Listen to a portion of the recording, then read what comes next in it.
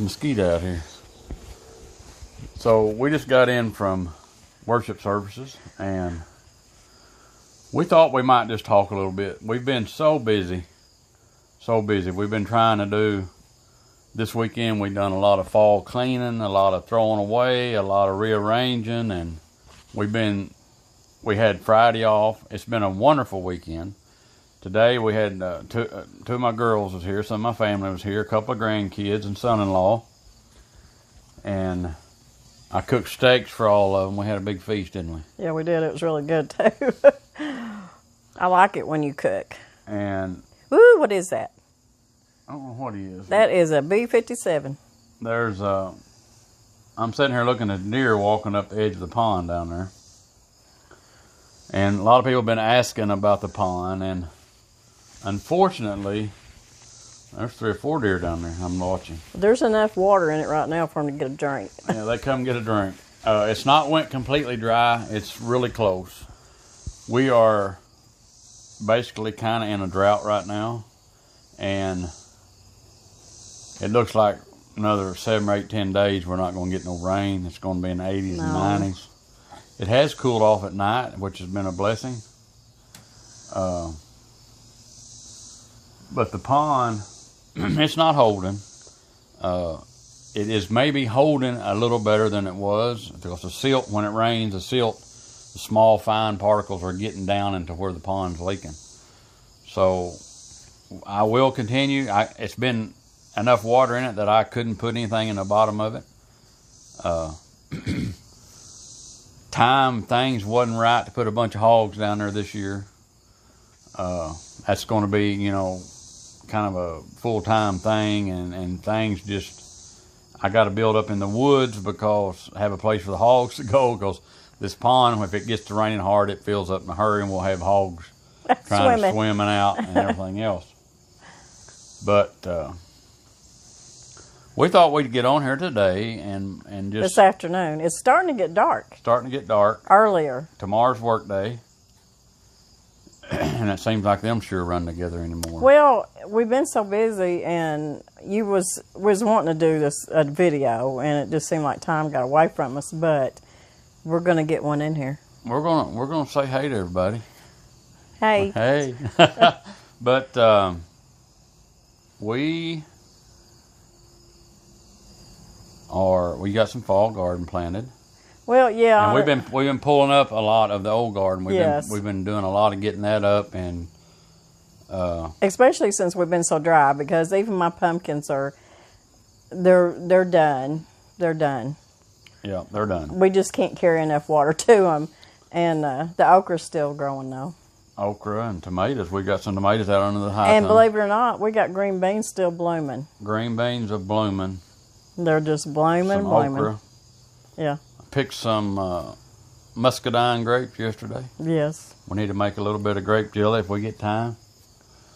I love muscadine grape jelly, man. And where he went and picked them, it's one of the teachers up there at school. He's one of our friends. So, boy, you said there was a bunch of them. There is a lot of them, and they seem like they're ripening late, a little bit late maybe. There are several green ones on there, and I told him, you got a problem of critters and birds and everything, but he's not really going to use them. So I told him, I said, them things start getting ripe. I said, you let me know. I'll come pick them.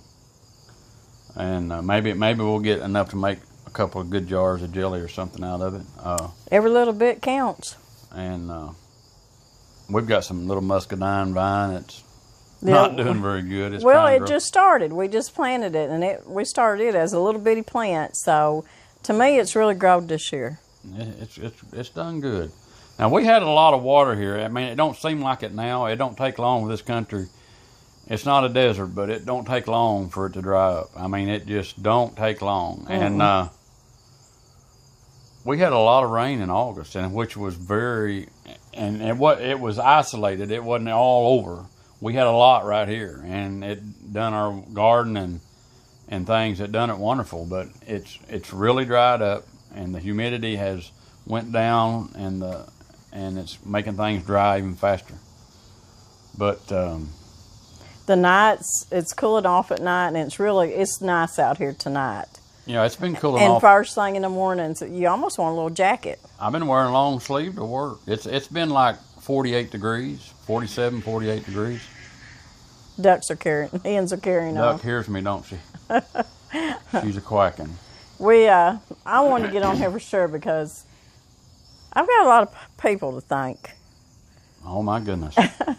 200 and something thousand, huh? Well, y'all send us so many nice gifts and cards and letters and messages, and I get to feeling really bad because I cannot get to everybody and thank everybody like I would love to. So I like to get on here and I like to tell y'all that from our hearts how much we appreciate every gift, every card, and every letter, and every beautiful comment that you send us. Y'all have sent me a ton of seeds, and we all know how important seeds are, and vegetable seeds, flower seeds. Y'all have sent me books and handmade gifts, and somebody gifted me 25 pounds of organic, unbleached Flour. King Arthur flour. And I was just flabbergasted, really. I mean, it was... And they did it anonymous, right? Right, there's no name in it. There's no name in it, bless your heart. And somebody sent me... they're little... You put them around your cake pan to keep your cakes from... When they're baking, to keep them from coming up and then rising, being flat, and then the sides kind of... Anyways... And a cookie press that I'm going to use for the holidays. Somebody, a lady wrote a book and sent me a copy of her book, and I'm excited to be able to sit down and read that. Y'all have sent me just so many things. It's just unreal. It's so hard to keep up with. I mean, it is hard, y'all. And it's just hard. such a blessing. It just humbles us very much, and we just want y'all to know how much we do thank y'all for everything. It's you've just blessed us. Watching us, supporting us, and I want to say something real quick too. One of our channels, and she's been on here for a long time, and she is a very big cooking channel. Her name is her channel is Hillbilly Kitchen. Her name's Becky. And a lot of y'all that watch her know that she lost her husband. And we just want to give her condolences and how much we pray for her and her family. But it's so... Been a lot of lives lost. It's just so heartwarming This to in know 2021. Been a lot. How this YouTube community gets together and how much we love each other and take care of each other. But that being said, sometimes we just got to get on here and say, thank you, thank you, thank you. If we could just give you all a big hug, that's what we do. And I was thinking the other day. And I'm a hugger. And yeah, he's a hugger. I mean, I've got a grip. I'm a hugger. I was thinking the other day. That's Debbie in Texas. Yeah. How... It would be impossible, but if there was just a central meeting place to go to, and everybody just come there, and even if we just had to stay a few days, and we just, all of us, just sit and talked and hugged and just everything, how nice that would be? It'd be wonderful. Because I would just love Maybe someday we'll get to do something like that. To hey, see everybody. We've got thoughts about some of our future plans of doing a little bit of traveling, especially when we get retired, and traveling across the United States. We're talking about, we don't know yet, but my ideal is a slide-in camper in the back of a pickup, and maybe a lot of y'all have one, and I know that one of my favorites is a Lance, but they're a very expensive camper, but we're talking about that for the convenience, but then we get to looking at maybe a pull behind, not a large one, but maybe a 20-footer or whatever. and Lance makes a nice one of those, but they're very expensive. But anyway, we're thinking that we're going to travel around. We might get to meet up. We might get to meet up with somebody. Well, that would just be so cool, just to be able to travel. You know, when we retire, we could do it a lot more. But even like, say, in the summertime, when we have maybe a week or two off here and there or something, sometimes around Christmas we have a few weeks off, but usually the weather's so bad you can't do nothing. But we're not talking about traveling year-round. We're just talking about going occasionally. We may go off for a week or a few days. Would love to meet up and visit people. I mean, this lady wants to go west. Go west, young man. She wants to go west. She's never got out west, and I've been there. I've not been off the beaten path much, but I've been all over the west. But well, he was a owner-operator truck driver for at least 17 years, so he got to see a lot of places. But I would like that experience, especially being able to maybe meet some of y'all too. So that would really be awesome to be able to do that. I want to mention right quick, the lady sent me and I keep forgetting to wear it when I cook. You're going to have to do some more cooking, man. She sent me a apron. It's a blue jean apron, a man type apron. It's nice too. And it was all the way from the UK.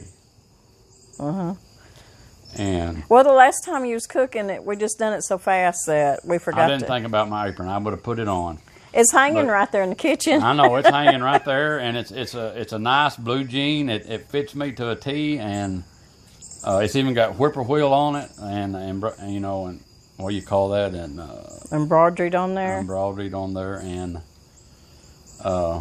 yeah, you got to wear that. I don't know that, and I just want you to know, if you watch, that I did get it, and you know, it's been a while, but I did get it, and I love it. And you know, that thing's heavy duty enough that you could even, if you're doing some woodworking or something, you know, you could wear it. It's heavy. Yeah, it's so nice. I hate to mess it up, but I probably will. But I'm telling you what, I've got so many aprons that people have sent me that. I guess I could wear some of your aprons. No.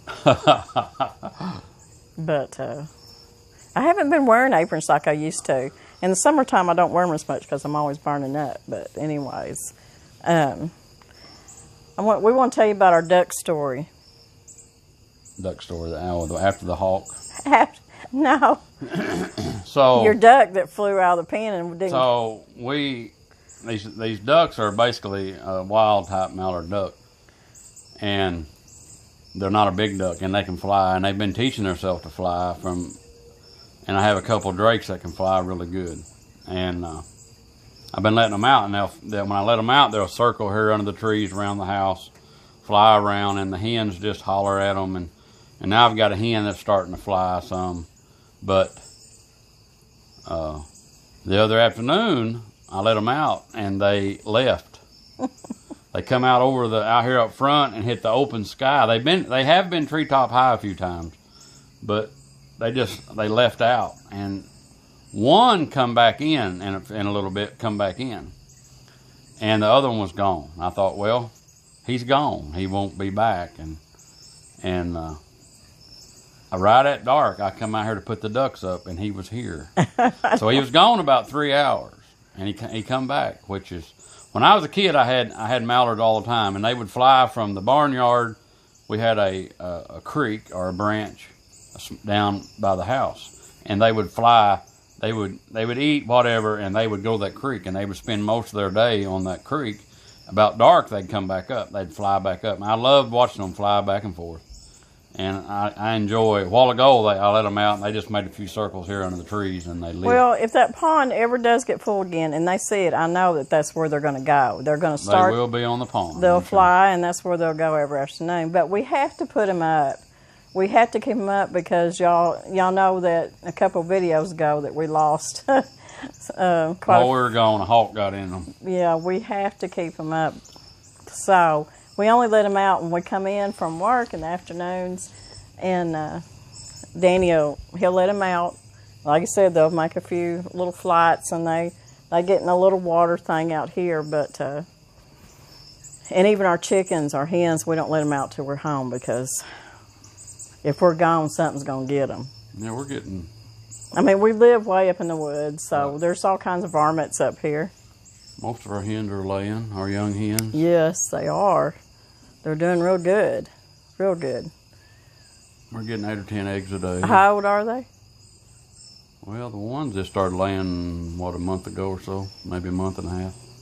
They were about 22 weeks, and then we got 4 that, and a rooster that are younger. We pretty much have got everything put up out of the garden. Everything, like from our squash to our pumpkins to potatoes to garlic to onions, whatever. All of that's put up in the little so-called pantry that I've got in there. And anything that we've got to put up it's in the freezer or it's canned. So we're dwindling down from that. We're kind of done. We have got so much jelly and jams and fruit butters and stuff put up. We're going to be eating on them for forever. I canned some pears up, and we're good. We are good for the winter. I feel like we are stocked up. We're doing good. So any more of what we're doing is just if I happen to be at a store somewhere, I'll see something and say, well, I'm going to get 5 of those and put them in the pantry. I mean, that's all I'm doing right now because pretty much we're good. I've not even ordered anything online much as far as for the pantry because we're just good. There's one thing we are going to do, and that will be some videos too. We're going to do a couple of 72-hour bug-out bags, which is pretty much a backpack, and it's ready for you to be able to grab and run in case of any kind of a natural disaster or anything like that. And in these backpacks, you should have anything in there necessary to be able to take care of yourself for at least 72 hours. We have that kind of stuff here, but if we had to run or leave for some reason, we need at least two backpacks that are full for us to be able to get somewhere and be able to, like I said, survive for 72 hours. So that's going to be a couple of videos too, and we'll be doing that. I mean, you ain't going to run very fast. I won't be running probably at all, but I will walk, and I know you'll help walk me, but it is very important. In fact, I'm even going to do one for a child's backpack to show y'all maybe what you would need for a child's 72-hour bug-out bag too, because I don't have little big children anymore. I have big children. That have little children. That have little children, my grandbabies, Mr. Brown's grandbabies. So I want to show y'all how to do that too. So that'll be coming up. Yes, and it's, to me anymore, it's very important. It's very important to be ready in all aspects. So you never know what you never know. Never know. And you know, we do a lot of thinking because we don't watch much TV. But you know, we sit around and we think about things about the past. And a lot of times, I just sit around and think about people that really have meant a lot in my life, really made a difference. Don't you ever think about that? Sure I do. And I think one thing that me and you can agree on with something like that is our grandpas. Absolutely. My grandpa, who wasn't my biological grandpa, but he was my grandpa. He was really the only male figure I had for years. And he was my grandpa. And he didn't treat me any different than anybody else. He treated you like a boy. He worked me on the farm, but I'm telling you, I was right under his feet, and I didn't care to do none of it, that's for sure. He just said he wasn't a man with a lot of words. He just said, go get that old big truck and take it down there to so-and-so. And said, the brakes don't work good, so you may have to stop it up against a tree. And just let her go. And that's how I stopped it. I run it into a small tree. But, you know, he would put me in that little Datsun truck with a foot of snow on the ground, and he would say, "You get in that truck, I'm going to fill it up with hay, and you go about 2 miles down the road, and you feed the cattle on that farm over there." Well, back then I wasn't this big around, and I probably wasn't 14 years old, and I'd jump in that little Datsun, and right now, if I had to get out there and drive in snow, I'd be a nervous wreck. But I jumped in that thing with a foot of snow, and here I'd go by myself and feed them cattle and come back. He never blinked an eye, never did I. But made you tough, didn't it? Made me tough for sure. But that's what we had back then, was Datsun pickups and little old pickups, no 4-wheel drive. We raised cattle, we raised hogs, we raised rabbits to eat. Of course, you had chickens and everything else, but my grandpa was a hard-working man, very hard-working man. And we didn't live in a big old nice home. It was an old farmhouse, and at one point we only had an outhouse until Grandpa built the bathroom, and all we drove in was just old trucks and cars. He had old tractors, but he had, 160 acres? Roughly, something like that. Of it was a very nice farm, and he had some of the prettiest cattle around. But he worked hard. He lived in Houston, Texas for many years. He worked for Brown Root Company, construction company. And I guess he saved his money and moved his family up here. And I remember coming up here when I was about 4 years old. I come up here every summer, and that's where I ended up at. Because I didn't let you go back to Texas. But anyways, that my one grandpa. summer you come up, you didn't go back. No, but my grandpa he was it. He was, and I know you have very fond memories of your grandpa. Yeah. He was a quiet man. On my mother's side. On my mother's side, his name was Hubert, a very hard-working man. That in my young years, he had a little bulldozer, a 450 John Deere, and but he logged timber most of his life. And then my Grandpa Brown, we have a picture of my great grandpa Brown. Bailey, but my Grandpa Brown, my dad's dad, he's pretty quiet, very loving man, and he took you fishing a lot. All the time.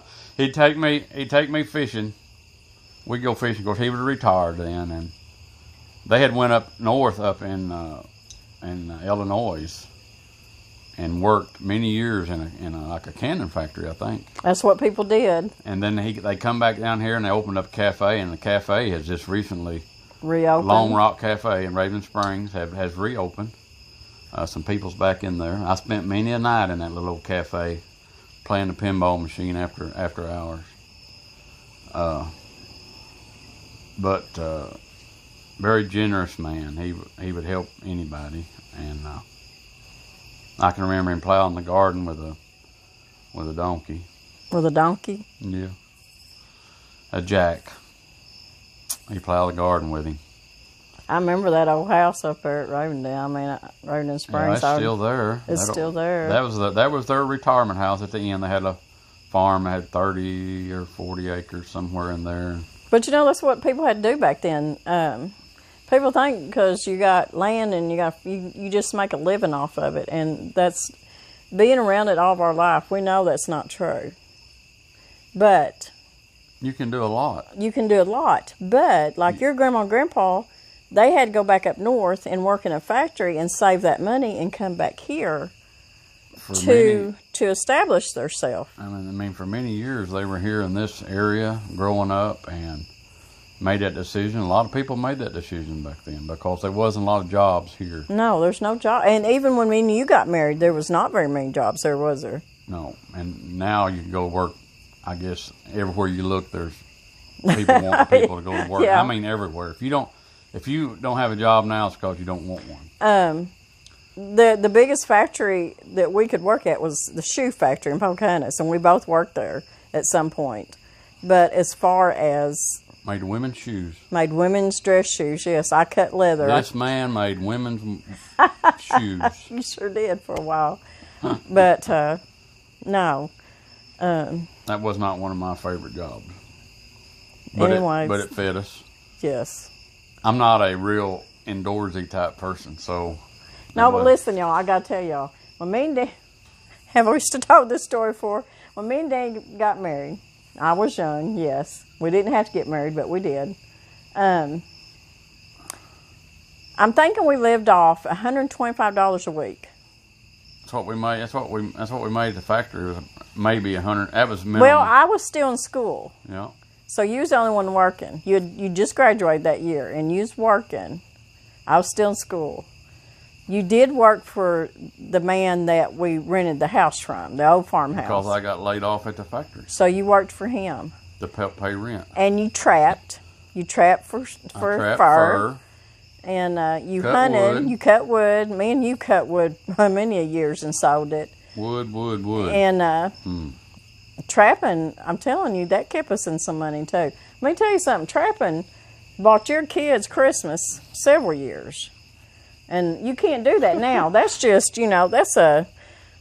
Fur's not worth nothing. No, and it's a, what do they call that? It's just something that's gone. It'll never be, in this area again. I don't think. Trapping and fur selling and stuff. Fur went out of style. It's faux fur now. But things have changed, Paul. But thinking back to our grandpa... And they're changing. And they're changing. But thinking back to our grandpas, if we could just go back. If we could just go back to that time, man. I'd love for my grandkids to be able to experience what we experienced, the kind of life we had. We didn't have much of nothing, but we had everything. We had everything. And we didn't know any different. We thought everybody lived like us. Everybody did around here. Most everybody. Some were better off than others. Some had bigger farms or ranches, whatever you want to call them. But oh, believe me and Mr. Brown, we had hard times ourselves. Hard times. Raising kids because, like he said, there weren't a lot of jobs around here, but Mr. Brown always had at least 3 jobs all the time. And the kids ate so much wild meat. They won't hardly eat it anymore. Fish and wild meat. Deer and squirrel, fried squirrel. Oh, you can't get none of them eat fried squirrel anymore. They ate so much of it. But, that's what we lived off of because that's what we had. We had wild meat and we had potted beans and potatoes. Potatoes back then were really cheap. But we had to eat wild meat. We had to pay the electric bill. Yeah. Couldn't buy, and even now when we later on the farm we got a few cattle, then we did have some of our own beef. But now, my dad, all the years that we always had a few cattle, and them cattle we didn't eat them. We ate pork. We had hogs. We ate pork, but we didn't eat beef because beef went to make the land payment. That's the same it was at our farm. We didn't eat beef. We might have some hamburger meat, but you know what? I think it was bought at the grocery store because Grandpa's cattle were sold to pay. Unless something just happened to one and they caught it in time, you might have some beef for a while. But other than that... But we ate a lot of pork. Pork. In fact, Grandpa processed his own hogs. Chicken. Yeah. Pork and chicken, a lot more than beef. It was a treat for me to get a hamburger. I mean, that was... Oh, yeah. That was a treat. That was the one thing your grandpa would do. He'd take you and get you a hamburger, wouldn't he? Sometimes. He'd buy me. Of course, he didn't have nothing growing up either. And for him, he'd buy me an ice cream or he'd buy me a soda. And I appreciated it very much. But to him, that was a big thing. It was. In his day. And we talking about fishing. He had this, I'll never forget, it was a bait. I want to say it was I ain't sure they called it, I want to say a razorback, but I'm not sure. But it was a small crankbait. And it's just something you didn't get a hold of a lot in this area at that time, the kind of, I think it was a factory made bait. And we go fish James Creek, and we spent a lot of time on it. It was a small river, really. Had a lot of water in it back then. And he get that bait hung up, and you know who went and got that?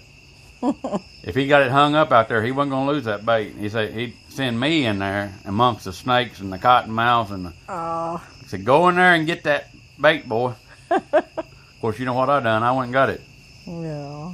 He wasn't going to get. I ain't saying he wouldn't, but if I was there, he was going to send me. He didn't send you in nothing dangerous, though. Well, I know.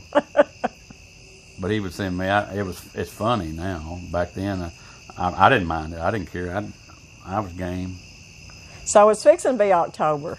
Already. And we have an anniversary. We have an anniversary and 3 or 4 birthdays in October.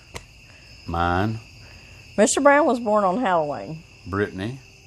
And my daughter Brittany and Avery. One of my granddaughters, Avery. And then our anniversary is this month. Our anniversary. And we'll be married 44 years. Is it 44? Mm-hmm. I thought it was 43. No, this is the 44th year. Are you sure? Yeah. Count it up. But anyways,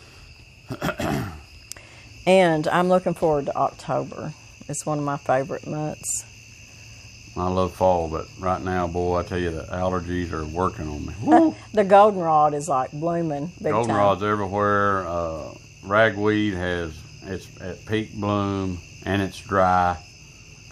And I hack and cough and carry on, but I've been this way for many years. So I want to say something too. I know there's a lot of people out there struggling. I've had people to write me letters and to message me, email me, and it just breaks my heart that some of y'all are fighting a lot of illnesses, and some of y'all have lost loved ones due to different kind of sicknesses. And just know that me and Mr. Brown are always here for you, and we're always praying for everybody the world over. So never think you're alone. We always should be out there and help others. And if somebody needs a shoulder to cry on, somebody to talk to, or somebody needs a loaf of bread, or somebody needs a trip to the doctor's office, we always need to be helping people. So just be that kind of light for other people. And I thanked everybody. And the willow tree that we planted. Mm-hmm. Yeah, that was a question. Somebody's been asking about the willow tree. It's getting dry. I need to go water it. Yes. But leaves are starting to turn here because of the dryness. Matter of fact, we got several leaves that fell in the yard already. I have a feeling this is not going to be a pretty fall here. Hickory nuts have fell, and squirrels are eating hickory nuts like crazy right now. But anyway, the tree has grown. It's about, I looked at it the other day up close. I need to get a picture beside it. I believe it's about 10 foot tall. Is it that tall? It's tall. It has really grown, and that was a tree that we planted in memorial for so many people that. And he planted it right on by the pond bank, but it's not getting no water because the pond went dry. I ain't got no water for close to it, but. You know that song? We're going to do when. You get a line, I'll get a pole, honey. Yeah. Is that your phone? Yeah, probably somebody not coming to work on. Anyways, we just enjoy sitting here and talking with y'all. And I know a lot of y'all say this is your favorite videos, is when we just sit and talk. We just all sit around and talk and just jibber jabber about stuff. I'm sure there's other things. I wish that thing quit ringing. I'm sure there's other things that I probably need to be telling you. Oh, y'all know that things have changed when it comes to getting things ordered and getting things shipped to you. Without it sounding ugly, there's people that just don't want to work. So it's causing a lot of havoc when you're trying to get something done. But let me tell you something. We have some great delivery men out here. Ain't that the truth? FedEx and UPS, so I'm not dogging them at all. But I'm not dogging anybody. I'm not dogging anybody. I'm not dogging anybody, but trying to get something ordered and get it to you is taking almost twice as long. So me telling you this, I'm trying to tell you about my cookbooks because I had them ordered in enough time to already have them back. But this publishing company has always been good to me, and they still are. But it's just the circumstances, and I still haven't got my next order of cookbooks, but they are coming. I just ask for patience on that because we all know things in the world are just so different right now. So hopefully, I'm hoping they're going to be in this week. Anybody that has sent me a payment, I do not send that payment in until I send you that book. So we're still holding on to the payments. They're safe, they're good, and as soon as we get the books in, we're going to be working hard to get them to you. So anyways. Seems like you're always ordering books. I know. I know it. When are you going to get your books in? Well, we got some in and they're gone again. They go about that fast. Oh, here we go. We got some more coming. And I'm not complaining about it. I'm very blessed. I'm so blessed. But, yeah. And I like taking care of it myself, and I have hired somebody to help me. My daughter, she is my new manager, distributor, and she's doing an awesome job and helping me with a lot of stuff now.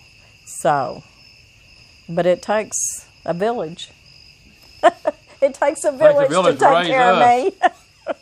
Because we've been so blessed, we're really so busy.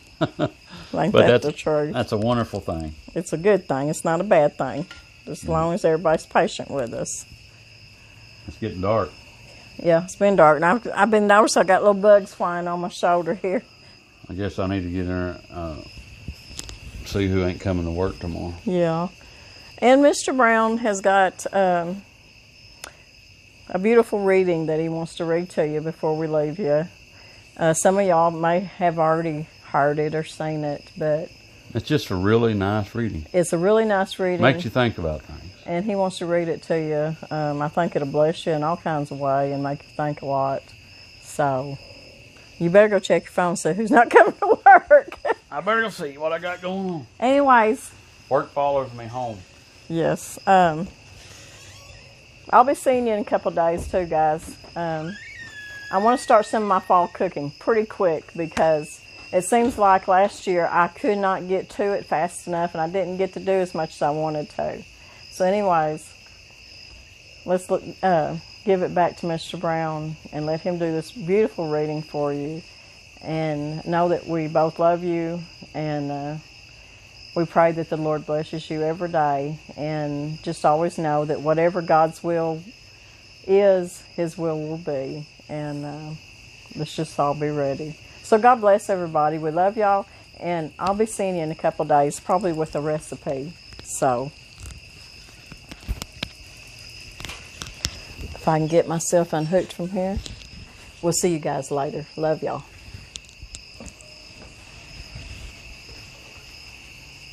So I have a reading I want to do.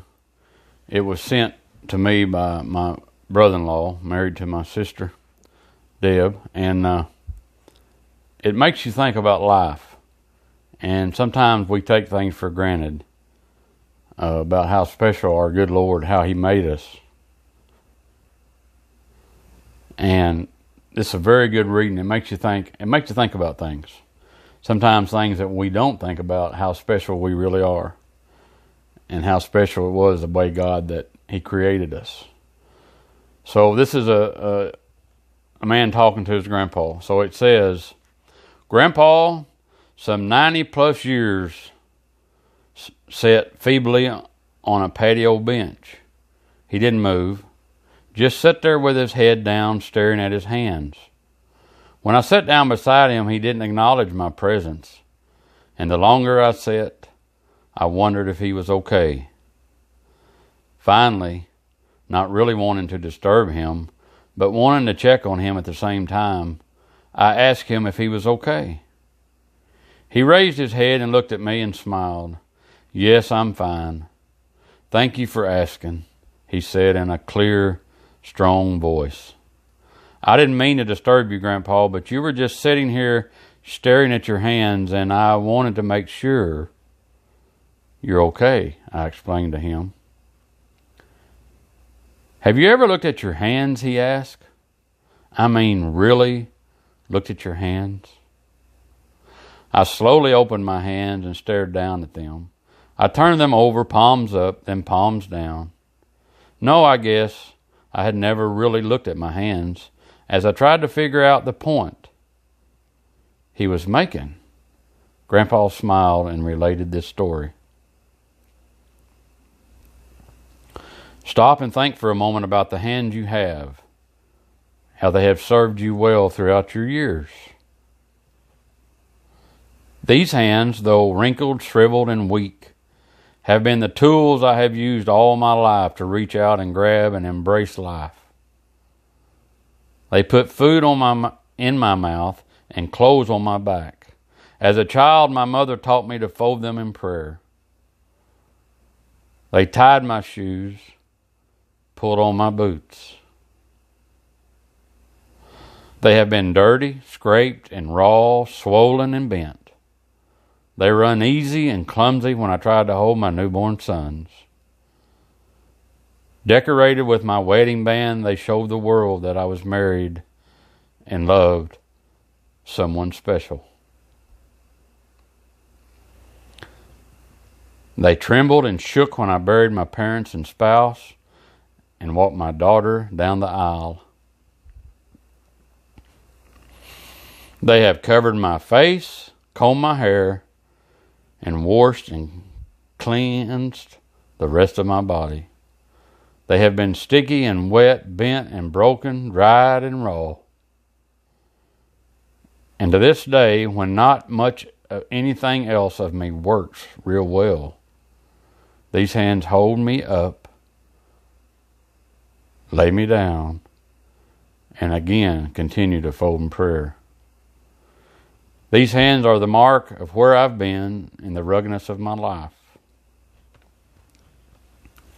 But most importantly, they will be the hands that God will reach out and take when He leads me home. And with my hands, He will lift me up to His side, and there I will use these hands to touch the face of Christ. I will never look at my hands the same, but I remember when God reached out and took my grandpa's hands and led him home. So when my hands are hurt or sore, I think of Grandpa.